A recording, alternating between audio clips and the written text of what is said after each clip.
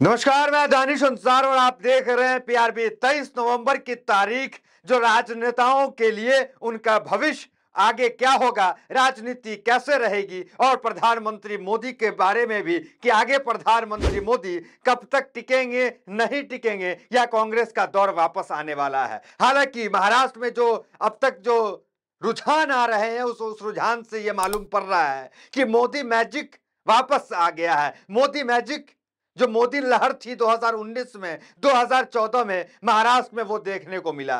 हालांकि झारखंड में कांग्रेस जेएमएम पूर्ण बहुमत में है।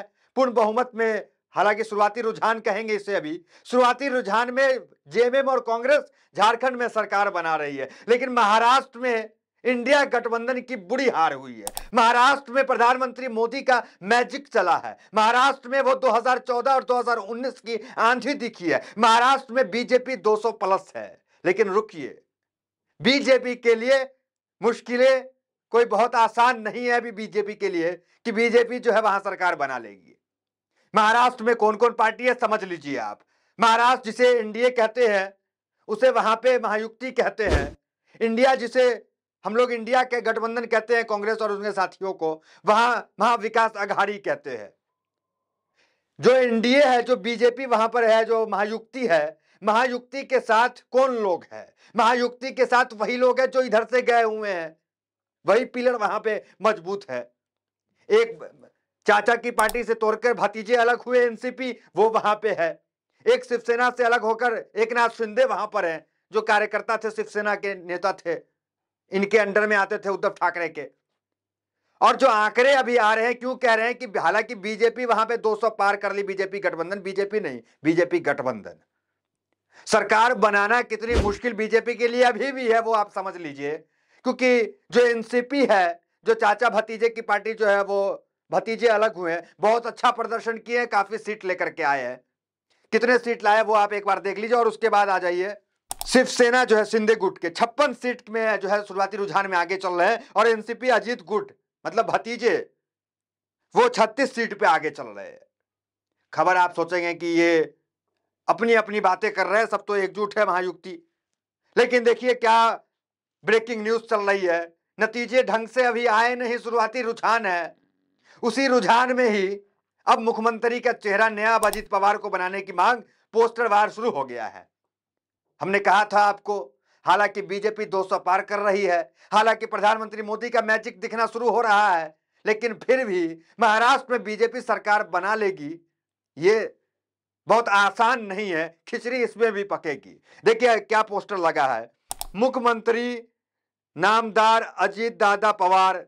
तो अजीत पवार को मुख्यमंत्री की मांग जो है वो अजीत पवार के लिए कार्यकर्ता कर रहे हैं, पोस्टर तक लगा रहे हैं। देखिए हेडलाइंस क्या है, महाराष्ट्र में चुनावी नतीजे से पहले पोस्टर वार, अजीत पवार को बताया मुख्यमंत्री।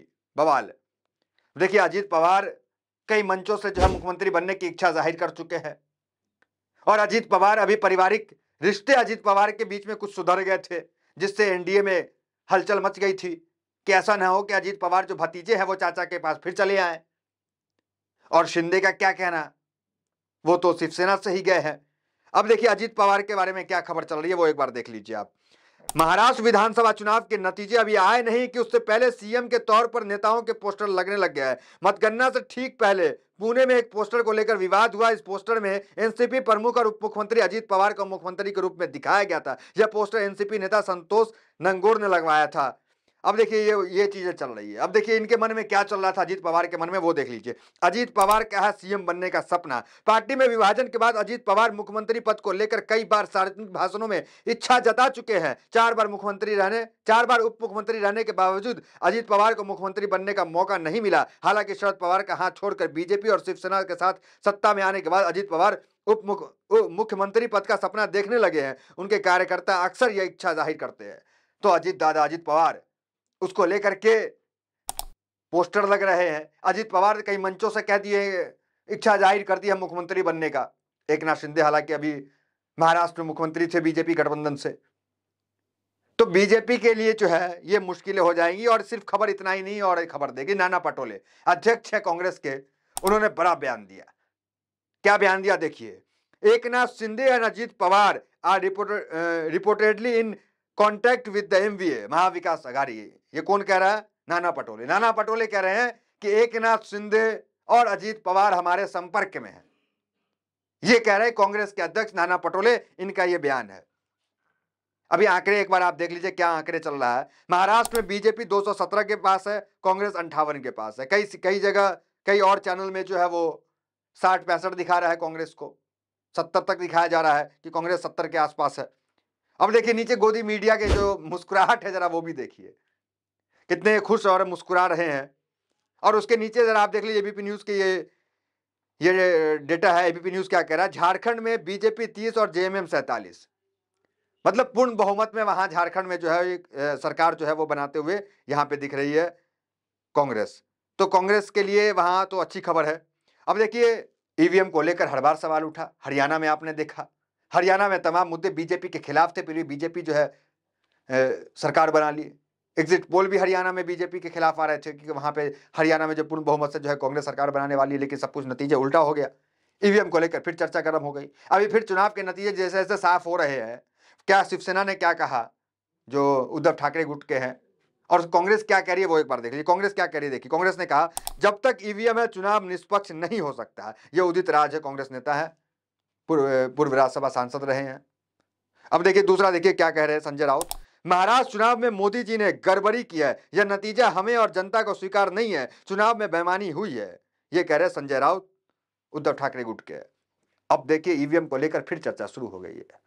ईवीएम को लेकर सबसे बड़े टेक्नोक्रेट एलन मस्क ने जो कहा था वो चर्चा फिर शुरू हो गई है। एलन मस्क ने कहा था कि ईवीएम से जो है निष्पक्ष चुनाव नहीं हो सकते हैं। लोग इसको लेकर फिर ट्वीट कर रहे हैं।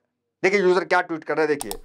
हाल ही में एलन मस्क ने ईवीएम को लेकर कहा था कि हमें ईवीएम को खत्म कर देना चाहिए क्योंकि इसे इंसानों द्वारा या एआई द्वारा हैक किया जाने का रिस्क है। हालांकि यह रिस्क छोटा है मगर फिर भी बहुत ज्यादा है। इस बार अमेरिका में भी चुनाव ईवीएम से न होकर बैलेट पेपर से ही करवाए गए थे।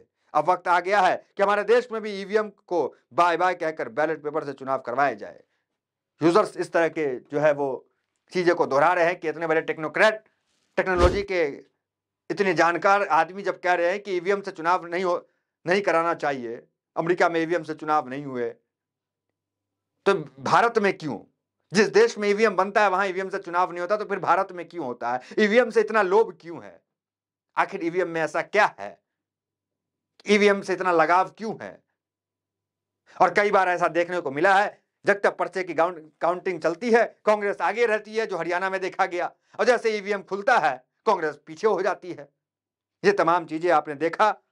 और इस बार महाराष्ट्र में जो है, महाराष्ट्र का एक पुराना इतिहास भी है, 34 साल का पुराना इतिहास है कि कभी कोई पार्टी जो है अकेले सत्ता में नहीं बैठी है, किसी को पूर्ण बहुमत अकेले नहीं मिली है। और इस बार भी वही होता दिख रहा है। महाविकास माफ कीजिएगा, ये एनसीपी, अजित पवार गुट की एनसीपी, और उसके बाद शिवसेना, एकनाथ शिंदे की शिवसेना, ये दोनों मिलेंगे तभी बीजेपी वहां पे सरकार बना पाएगी। अगर ये दोनों बागी हो जाए, जैसे कि नाना पटोले कह रहे हैं कि हमारे संपर्क में है, और अजित पवार का वो सीएम बनने का सपना अगर सामने आ जाए, तो सोचिए कि स्थिति क्या होगी। मतलब जीतते जीतते भी बीजेपी महाराष्ट्र हार जाएगी। तो फिलहाल इस खबर में इतना ही। जो भी आंकड़े आगे सामने आते हैं सबसे पहले आपको बताने का प्रयास करेंगे, खबर सबसे पहले दिखाएंगे। तो फिलहाल वीडियो में इतना ही, मिलता है अगली वीडियो, उससे बनने के साथ बहुत बहुत धन्यवाद।